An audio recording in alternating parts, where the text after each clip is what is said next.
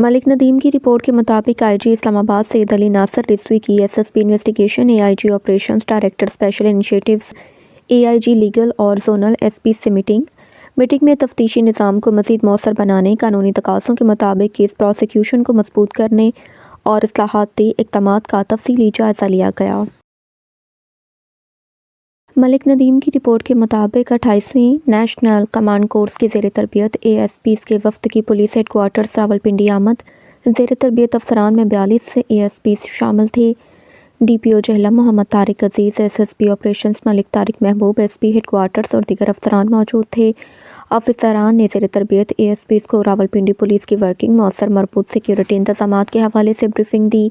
संगीन मुकदमात की case files पर मुकदमे की नवैयत और पुलिस कार्रवाई के बारे में तफसीली बातचीत की। मुकदमे का अंदराज और बेहतरीन तफ्तीश मुलज़िम को करार वाक़ई सज़ा दिलवाने के लिए बहुत अहम है।